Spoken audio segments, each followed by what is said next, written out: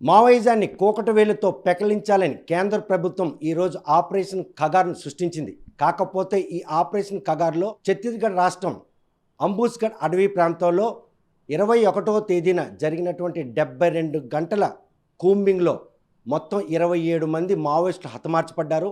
అందులో Maoist party కేంద్ర ప్రధాన కార్యదర్శి నంబాల కేశవరావు కూడా ఎన్కౌంటర్ చేయబడ్డారని సాక్షాత్తు దేశ ప్రధానే నిర్ధారించారు.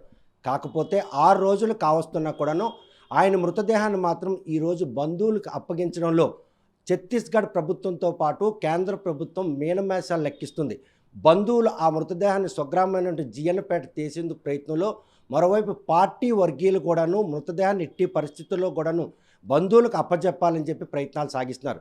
ఈ విషయంపై ప్రస్తుతం మనతో మాట్లాడడానికి CPI ML new democracy AP అధికార ప్రతినిధి పి ప్రసాద్ మనతో ఉన్నారు. చూస్తే కనుక ఈరోజు నంబాల కేశవరావు 50 ఏళ్ల క్రితం గ్రామం విడిచి అడవుబాటు పట్టిన ఆయన ఈరోజు అడవిలోనే అంతమొందబడ్డారని చెప్పేసి నిర్ధారించబడింది. కాకపోతే ఈరోజు ఆ మృతదేహాన్ని బంధువులకు అప్పచెప్పడంలో ఏ అవరోధాలు ఈరోజు ఆటంకంగా నిలుస్తున్నాయి? మృతదేహం ఆ స్వగ్రామం వచ్చే అవకాశాలు ఏమైనా కనుచూపు మేరలో కనిపిస్తున్నాయి? ఈ దేశంలో జీవించి ఉన్న పౌరుడితో పాటు మృతదేహాలకు కూడా కొన్ని హక్కులు ఉంటాయి, డెడ్ బాడీలకు కూడా. అలాంటి హక్కుల్ని రాజ్యాంగం కూడా గౌరవించింది, ఆనర్ చేసింది. కానీ దేశంలో దురదృష్టవశాత్తు ఎక్కడో టెర్రరిస్టులు, హైజాకింగ్ చేసిన టెర్రరిస్టులు చంపబడ్డ వాళ్ళని కూడా దేశాలకి డెడ్ బాడీలు అప్పగిస్తున్న ఈ కాలంలో అమెరికాలో, ఐరోపాలో యాక్సిడెంట్లలో లేదా కాల్పుల్లో చనిపోయిన వాళ్ళ డెడ్ బాడీలు సముద్రాలని, ఖండాలని దాటి భారతదేశంలో తమ మాతృభూమిలో కూడా అంత్యక్రియలు జరుపుకునే అవకాశాలని కల్పిస్తున్న ఈ రోజుల్లో మావోయిస్టుల్లో కూడా ఇంతకుముందు కొయ్యూరు ఎన్కౌంటర్ కానీ, పటేల్ సుధాకర్ రెడ్డి కానీ, శాఖమూరి అప్పారావు కానీ, మల్లోజుల కోటేశ్వరరావు లాంటి పోలిట్ బ్యూరో సభ్యులు, కేంద్ర కమిటీ సభ్యులు ఎన్కౌంటర్లు అయినప్పుడు, అడవుల్లో అయినప్పుడు కూడా రాజ్కుమారు, చెరుకూరు రాజ్కుమార్ ఇలాంటి వాళ్ళందరి బాడీలను కూడా ఇచ్చినటువంటి సాంప్రదాయం ఉండగా, ఇవాళ నంబాల కేశవరావు మరి ఆంధ్రప్రదేశ్కి చెందిన మరో ఇద్దరు వాళ్ళ సజ్జా నాగేశ్వరరావు, లలిత ఆ బాడీలను ఇవ్వకపోవడం అనేది చాలా దురన్యాయం. ఇది కొత్త దుష్ట సాంప్రదాయం. చాలా దుష్ట సాంప్రదాయాలు ఈ ప్రభుత్వాలు ప్రవేశపెట్టినా ఇది దుష్ట సాంప్రదాయాలకల్లా మరింత దుష్ట సాంప్రదాయం. డెడ్ బాడీకి ఉన్న హక్కుల్ని అగౌరవపరచడం ఇది మావోయిస్టులతో కాదు, మావోయిస్టుల సమస్య కాదు, మనిషికి ఉండే హక్కులు, ఒక ప్రజాస్వామిక హక్కు, మానవీయ హక్కు, రాజ్యాంగం కల్పించిన హక్కును కూడా కాలరాసేటటువంటి దురహంకారపూరితమైన విధానం. దీన్ని మేము వ్యతిరేకిస్తాం. చూస్తే కనుక అప్పటి పరిణామాలు వేరు, కానీ ఈరోజు మాత్రం మావోయిజాన్ని పూర్తిగా కూకటవేలుతో పెకలించాలనే ఉద్దేశంతో ఆపరేషన్ ఖగార్ని కేంద్ర ప్రభుత్వం అమలు చేస్తున్న నేపథ్యంలో సుమారు 2 కోట్ల రివార్డు ఉన్నటువంటి నంబాల కేశవరావు మృతదేహం గనక అప్పజెప్పినట్టయితే వారి ఆశయ సాధనకు ఆటంకంగా నిలుస్తున్నటువంటి ఒక అప్రతతా భావం ఈరోజు ఈ మృతదేహం విషయంలో జరుగుతున్నటువంటి ఏదైతే అనిశ్చితిని స్పష్టం చేస్తుందో. ఆర్థిక అసమానతల్ని, సాంఘిక వివక్షతల్ని, సకల దోపిడీల్ని, నిరుద్యోగాన్ని, ఆకలిని, దారిద్ర్యాన్ని అన్నిటినీ వాళ్ళు నిర్మూలించగలిగితే నక్సలిజం దానంతటా సహజ మరణం చెందుద్ది. వాళ్ళు నిర్మూలించక్కలే. కానీ నిర్మూలించాల్సిన విషయాలు ఏవీ నిర్మూలించకుండా ఆర్థిక అసమానతలు, సాంఘిక వివక్షతల్ని, నక్సలిజాన్ని నిర్మూలిస్తామనేది ఒక భ్రమ, కళ మాత్రమే తప్ప మరొకటి కాదు. కేవలం ఈ కేశవరావే కాదు, 100 కేశవరావుల్ని హతమార్చిన భౌతికంగా ఇవాళ నిజంగా హతమార్చితే విజయం సాధించామని ట్వీట్ ఇచ్చాడు కదా అమిత్ షా. మరి అయినప్పుడు డెడ్ బాడీని చూసి ఎందుకు భయపడాలా? మృతదేహం కదా. జీవించున్నటువంటి నక్సలైట్ల మీద దాడి చేసావు, హత్య చేసావు, భౌతికంగా అది వేరు విషయం. మరి చనిపోయిన డెడ్ బాడీలు ఇంకేమీ లేదు కదా అక్కడ, అందులో నక్సలిజం లేదు కదా. కేవలం అంత్యక్రియలకి, శ్మశానానికి అంత్యక్రియలకి వెళ్ళటం కోసం బంధువులు అడుగుతుండ్రుగా. దానికి కూడా ఇన్ని ఇబ్బందులు పెడుతుండ్రంటే డెడ్ బాడీలో కూడా ఒక విప్లవ పట్టిమ ఉంది అని చెప్పి నువ్వే గుర్తిస్తున్నావు. అంటే దాన్ని బట్టి వాళ్ళ నిర్మూలిస్తే భౌతికంగా ఆ విప్లవోద్యమం నిర్మూలించబడదు. సాంఘిక అసమానతలు, సాంఘిక వివక్షతలు, ఆర్థిక అసమానతల్ని, దోపిడీల్ని, నిరుద్యోగాన్ని, దారిద్ర్యాన్ని, ఆకలిని నిర్మూలిస్తేనే తప్ప ఇది నిర్మూలన కాదని అర్థమవుతుంది. అందుకని అలాంటి భ్రమాత్మక ఆశలు పడి ఇట్లాంటి హక్కుల్ని కాలరాస్తే ప్రజల్లో మరింత వ్యతిరేకత వచ్చి ప్రభుత్వ వ్యతిరేకత పెరుగుతుందే తప్ప తరగదని మేము అభిప్రాయపడతాం. కాకపోతే ఈరోజు నంబాల కేశవరావు విషయంలో ఈ బాడీ ఇచ్చేసిన న్యాయస్థానం కూడాను ఆ బంధువులకి మృతదేహాన్ని అప్పజెప్పండి అన్నటువంటి ఒక ఆదేశాలు జారీ చేసి ఆదేశాలను కూడా తొంగలో తొక్కే విధంగా ఎందుకు ఛత్తీస్గఢ్ ప్రభుత్వం వ్యవహరిస్తుంది? వాస్తవానికి ఆంధ్రప్రదేశ్ హైకోర్టు బాడీల్ని బంధువులకు అప్పగించండి అని ఆదేశించలే. అప్పగించడానికి ముందు ఆ పిటిషన్ వేసినప్పుడు వాళ్ళ బంధువులు, వాళ్ళ తల్లిగారు వాళ్ళు ఛత్తీస్గఢ్ ప్రభుత్వ ప్రతినిధిని హైకోర్టు విచారణలోకి తీసుకుంది. వీటి మీద మీ వివరణ ఏంటన్నప్పుడు మేము ఇస్తాం, రేపు పోస్ట్ మార్టంలు కాగానే మేము అందజేస్తామని వాళ్ళు చెప్పారు. కనుక అందజేస్తామని వాళ్ళే అప్పగిస్తామని వాళ్ళే అన్నారు కనుక మీరు ఛత్తీస్గఢ్ పోలీసులను ఆశ్రయించండి, మీరు బాడీలు తీసుకోండి అని మాత్రమే బంధువులకి చెప్పారు. అందుకని అప్పగిస్తామని హామీ ముందే స్వచ్ఛందంగా కోర్టు ఆదేశించక ముందే ప్రభుత్వం, ఛత్తీస్గఢ్ ప్రభుత్వం అప్పగిస్తామన్నది కనుక ఆ అప్పగించాల్సిన బాధ్యత కోర్టు ముందు ఇచ్చిన వాంగ్మూలం ప్రకారం ఉంది. కానీ నిన్న మొత్తం శనివారం నాడు 25వ తారీఖు నాడు ఉదయం నుంచి రాత్రి దాకా తిప్పుకొని చివరికి మార్చురికి తాళం వేసుకొని వెళ్ళారు. పైగా ఆ సందర్భంగా అనేక మాటలు చెప్పారు. అక్కడున్న పోలీస్ అధికారులు, హాస్పిటల్ అధికారులు వాళ్ళు చెప్పిన విషయాలు ఏంటంటే, మీ తమ్ముడని మీ అన్నయ్యని గ్యారంటీ ఏముంటని కాసేపు మాట్లాడతారు.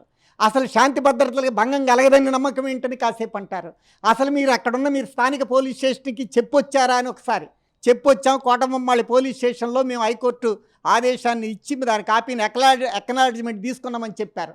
తర్వాత మీ బ్రదర్ అని ఎలా ఉందంటే ఇంగ్లీష్ పేపర్లు పట్టుకొని వెళ్ళి వీళ్ళ బ్రదరు అని చెప్పినట్టుగా మొత్తం చెప్తే, కలిసి దిగిన ఫోటో ఉందంటే 50 ఏళ్ల కింద వెళ్ళారు, మాకు ఆ రోజుల్లో ఫోటోగ్రఫీ తెలియదంటే, మరి ఆధార్ కార్డు వ్యవస్థ వచ్చింది 20 ఏళ్ళ బట్టి, ఆయన వెళ్ళిపోయింది 40 ఏళ్ళు. ఇవన్నీ చెప్పారు. అంటే కుంటి సాకులు చెప్పి ఏదో విధంగా ఇంకా ఏదైనా మాట్లాడుతుంటే, మీ ఆంధ్ర రాష్ట్రంలో జరపకుండా ఇక్కడ మీరు అంత్యక్రియలు జరుపుకోండి, నారాయణపూర్లో మీ బంధువులు ఎంతమంది వస్తారో అంతమందిని తీసుకొచ్చుకోండి ఆంధ్రప్రదేశ్ నుంచి, అవసరమైతే మా వెహికల్స్ ఇస్తాం, ఇక్కడే అంత్యక్రియలు జరుపుకోండి అని చెప్పడం ద్వారా ఆంధ్రప్రదేశ్ ప్రభుత్వం వాళ్ళ మీద ఒత్తిడి వేస్తుందని చాలా స్పష్టంగా అర్థమవుతుంది. అందుకనే ఆంధ్రప్రదేశ్ ప్రభుత్వం, ఛత్తీస్గఢ్ ప్రభుత్వం మధ్య కలిసి ఆడుతున్న నాటకం.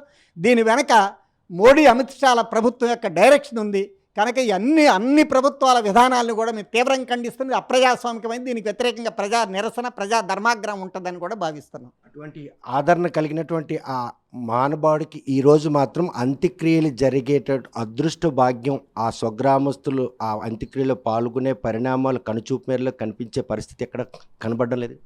ఒక 4.5 దశాబ్దాల క్రితం తన యువ జీవితంలో ఓటక్కు కూడా రాకముందే ఆ ఊరిని వదిలిపెట్టిన మనిషి ఒక విప్లవోద్యమంలో విప్లవాశయం కోసం మళ్ళీ అమ్మ, నాన్న, అన్నలు, అక్కలు, చెల్లెళ్ళని చూడకుండా ఆదివాసీలే నా జీవితం, ఆదివాసీల సంక్షేమం మరియు విముక్తే నా జీవితం, విప్లవమే నా ఆశయం అని చెప్పి నిలబడ్డ ఒక కామ్రేడు కేశవరావు యువతంలో కడచూపు చూద్దాం, ఆయన ఎలా ఉంటాడో మా ఊరు వాడు, మా తరం చూడలేదు, ఎవరో ముసలోళ్ళకి తప్ప తెలియదు చిన్నప్పుడు, మేము చూస్తామని చెప్పి ఆ ఊరు ప్రజలు కడచూపు కోసం ఆశిస్తున్నారే, దాన్ని కూడా భంగం చేస్తున్న విషయం చాలా అన్యాయం.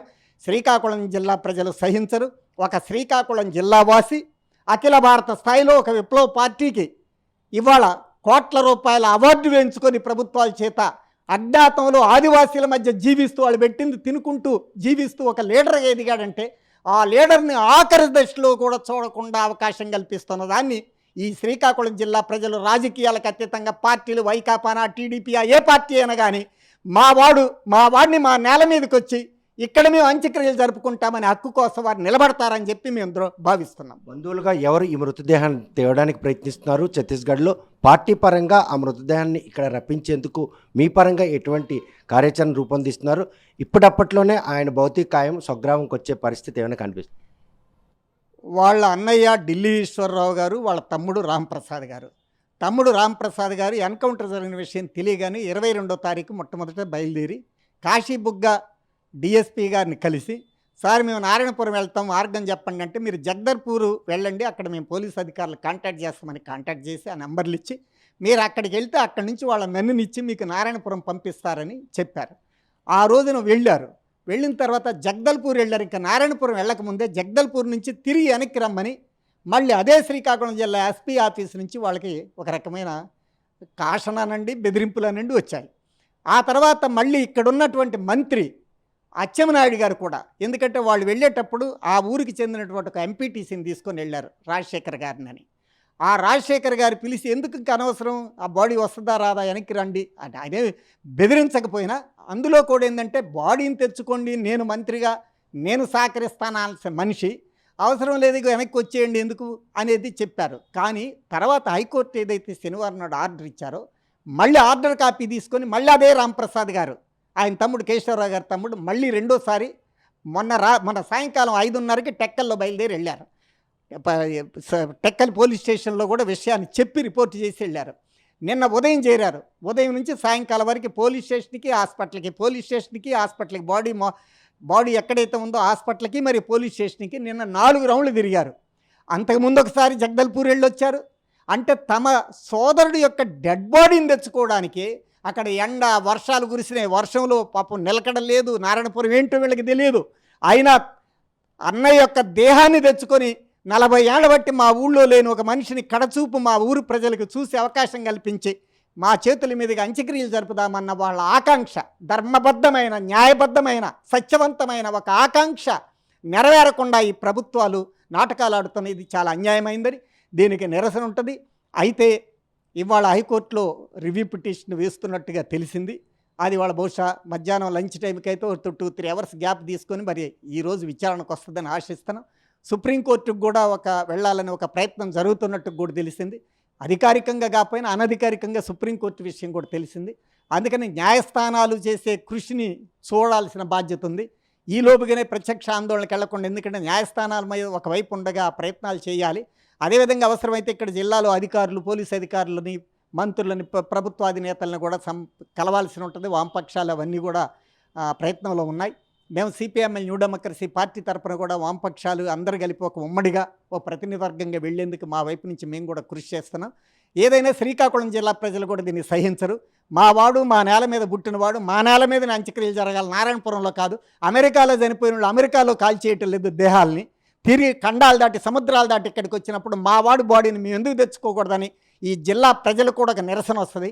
అటు న్యాయస్థానాల కృషి, ఇటు అదేవిధంగా జిల్లా ప్రజల మానవీయ నిరసన, అదేవిధంగా రాజకీయ పార్టీలు ఇక్కడున్న అధికారులను వాళ్ళ కలవడం, విజ్ఞప్తులు చేయడం, ఈ అన్ని మార్గాల ద్వారా ఫలితాలు వస్తాయని మేము ఆశిస్తున్నాం. చెప్పేదాన్ని బట్టి చూస్తే ఆ మృతదేహాన్ని కనుక స్వగ్రామం తెస్తే శాంతి భద్రతలకు నిఘాతం కలిగే అవకాశం ఉంది. జిల్లా ఎస్పీ స్పష్టం చేసినట్టు ఒక సమాచారం. నిజమేనా? మేమేమంటున్నామంటే, చూడడానికి 100 మంది రావచ్చు, 1000 మంది రావచ్చు, ఒకవేళ 5000 మంది రావచ్చు. నీ దగ్గర పోలీసు బలగాలు ఉన్నాయి. వచ్చిన వాళ్ళు డెడ్ బాడీని సానుభూతి తెలియజేయడానికి వస్తారు, కానీ తుపాకులు పట్టుకొని ఎవరు రారు, బాంబులు పట్టుకొని ఎవరు రారు. అంత్యక్రియకి హాజరవుదాం, కడచూపు చూద్దాం, అఖిల భారత స్థాయి నాయకుడని వస్తారు ప్రజలు. వాళ్ళ బంధువులు, స్నేహితులు, చిన్ననాటి ఆ గ్రామస్తులు, చుట్టుపక్కల బంధువులే కాదు, బయట నుంచి కూడా రావచ్చు. ఇదే వేరే దేశం కాదు. పాకిస్తాన్ నుంచి రావట్లేదు, అమెరికా నుంచి రావట్లేదు, భారతీయులు 2 తెలుగు రాష్ట్రాల పౌరులు వస్తారు. ఒకవేళ 1000 మంది కాదు, 2000 మంది కూడా రావచ్చు. అది నిషేధిత స్థలమా? ఇదేమన్నా పాకిస్తాన్ నుంచి ఇక్కడికి రాకూడనది నిషేధిత అట్లాంటివి ఏమి లేవుగా ఇక్కడ. అందుకని మేమనేది ఏంటంటే, నీ దగ్గర 1000 లక్షల సైనిక బలగాలు ఉన్నాయి. నువ్వు కర్రిగుట్టల కోసం 10,000 మంది సైన్యాన్ని సమీకరిస్తావు. నువ్వు ఆపరేషన్ కాగారు కోసం 1,00,000కి పైగా సైన్యాన్ని సమీకరిస్తావు. శాంతియుతంగా నిరాయుధులుగా కేవలం వచ్చి నివాళులర్పించడానికి వెళ్ళే వాళ్ళని చూసి నువ్వెందుకు భయపడాలి? నీ దగ్గర పోలీసు బలగాలు ఉండ, నీ దగ్గర సాయుధ బలగాలు ఉన్నాయి. వచ్చేవాళ్ళంతా నిరాయుధులు. వాళ్ళు ఏం చేస్తారు? సాయుధ పోలీసుతో నిరాయుధులు యుద్ధం చేస్తారా? ఎక్కడ ఉందా? ఈ జిల్లా ప్రజలు అలాంటి వాళ్ళ. అందుకని ఏంటంటే, నీ భయం అనేది భయంలో అబద్ధం. అది భయం అనేది ఒక భ్రమ. నీవేమి చేతగాని దానివి కాదు. నీకు సాయుధ బలగాలు ఉన్నాయి. కానీ నువ్వు ఆ భావజాలం, ఆ మనిషికి అంత నేరాజనాలు బట్టే పరిస్థితి రాకూడదు. మేము చంపి, మేము హంతకుడని, టెర్రరిస్ట్ అని, మేము పనికి మాలిన దేశానికి వ్యతిరేకమని మేము హత్య చేస్తే ఈ దేశ పౌరులు ఆయనకి నివాళి అర్పించడమా? మరి మా పరిస్థితి ఏంటి అంటే, మేము చంపిన హంతకుడికి కూడా పూజించే పరిస్థితి వస్తే రాజకీయంగా, నైతికంగా మా ప్రభుత్వాలకి ఇది భ్రష్టు పట్టే అంశంగా ఉంటుందనే భయంతో తప్ప ఏదో ఆ ప్రజలు వచ్చి అక్కడ శాంతి భద్రతలు కలిగిస్తారని కానే కాదు. అది ప్రభుత్వానికి కూడా అది లేదని మేము అభిప్రాయపడతాం.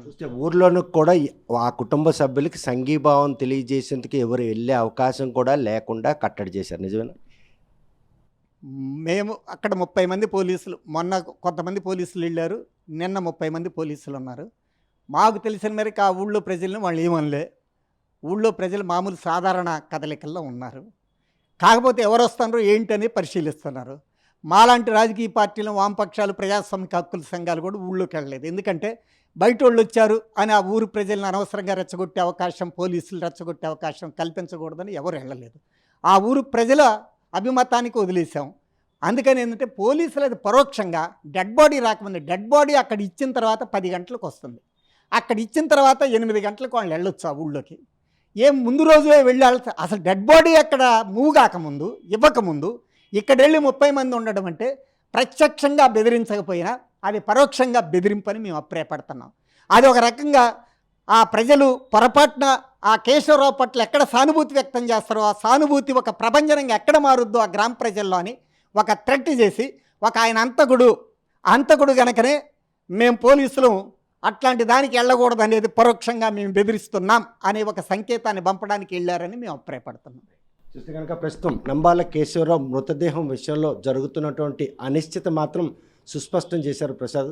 కాకపోతే ఛత్తీస్గఢ్ ప్రభుత్వం మాత్రం ఈరోజు న్యాయస్థాన ఆదేశాలను కూడా తుంగలో తొక్కి మృతదేహాన్ని బంధువులకు అప్పచెప్పేందుకు చేస్తున్న తత్సారం ఈరోజు శ్రీకాకుళం జిల్లా వాసులే కాకుండా యావత్ భారతదేశ ప్రజలు కూడా నంబాల కేశవరావు ఎలా ఉంటాడు, ఆయన ఉద్యమ భావాలకి ఇంతమంది ఆశేజ నివాళులు అర్పించేందుకు సంసిద్ధం అవుతున్న ఈ తరుణంలో ఎందుకు ఆ మృతదేహాన్ని బంధువులకు అప్పచెప్పేందుకు తత్సారం వహిస్తున్నారు? ఎన్కౌంటర్ కాబడ్డారని చెప్పి 6 రోజులు కావస్తున్నా కూడాను మృతదేహాన్ని అప్పచెప్పడంతో అటు బంధువులు అదేవిధంగా పార్టీ శ్రేణులు కూడాను న్యాయస్థానాన్ని ఆశ్రయించి న్యాయం ఇచ్చేటువంటి ఆ సూచనల మేరకే ఈరోజు మృతదేహాన్ని స్వగ్రామం తెచ్చేందుకు చేస్తున్నారు ప్రయత్నం. కాకపోతే ఆ గ్రామం చుట్టూ కూడాను పోలీసు బలగాలు మోహరించడం, ఒకవేళ మృతదేహాన్ని కనుక ఆ గ్రామానికి తెస్తే శాంతి భద్రతలకు నిఘాతం కలుగుతుందని చెప్పి పోలీసులు ముందే ప్రకటించడం, ఇవన్నీ కూడా ఒక భయ పరిస్థితులు మాత్రం నెలకొన్నాయి అన్నటువంటి సంకేతాలు కనిపిస్తున్నాయి. ఎట్టి పరిస్థితుల్లో ఒక భారతీయుడిగా ఎక్కడో ఎవరో ఏ కారణాల వల్ల చనిపోతే ఆ పార్థివ శరీరాలను ఆ కుటుంబ సభ్యులకు అప్పచెప్పినటువంటి ఈ తరుణంలో ఒక శ్రీకాకుళం జిల్లా వాసిగా ప్రజల కోసం పోరాడి 50 ఏళ్ళుగా అడవుబాటు పట్టిన ఆయన హతమార్చబడ్డాడన్న విషయం తెలిసిన నాటి నుండి ఆ మృతదేహాన్ని చూసేందుకు ఆతృత చెందుతున్నటువంటి ఆ గ్రామ ప్రజలతో పాటు ఆయన అభిమానించినటువంటి సన్నిహితులు, స్నేహితులు, బంధువులు కూడాను ఎప్పుడు ఆ మృతదేహం వస్తుందని ఆశగా చూస్తున్నారు. మరి ఈ పరిణామాలను అతిక్రమించి ఈరోజు ఛత్తీస్గఢ్ నారాయణపూర్ పోస్ట్ మార్టం గదిలో ఉన్నటువంటి ఏదైతే నంబాల కేశవరావు భౌతికాయం ఈరోజు జియన్పేట గ్రామానికి ఎప్పుడు వస్తుందా అన్న విషయం వేచి చూడాల్సిందే. ప్రపంచంలో ఏ మూల ఏ క్షణం ఏం జరుగుతుందో వేగంగా తెలుసుకోవడానికి తొలి వెలుగు వాట్సాప్ ఛానల్ని ఫాలో చేయండి.